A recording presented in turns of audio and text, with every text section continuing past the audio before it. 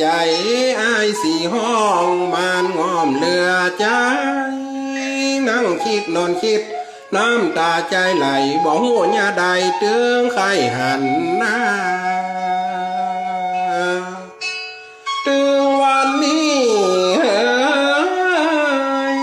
เมื่อยามค่ำลาอาหี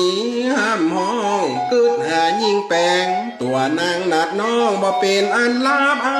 นนอนพอเดือนกูฟ้าดาลาข่าวฟอนเสียงที่วอนง้อมใจตัวไอที่กุงจับแตนร่ำร้องใจเสียงเรไรง้อมนา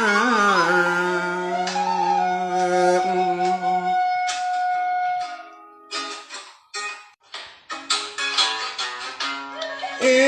กาโดน้ำตาไหลพักอาบลงสองแก้มไหลน้องบ่ฮักเลยมานี่หายกะว่ามีใจคนอื่นว่านไม่ว่ากันสัญญาขอดมันเกยอูตึงวันก่อนก้าว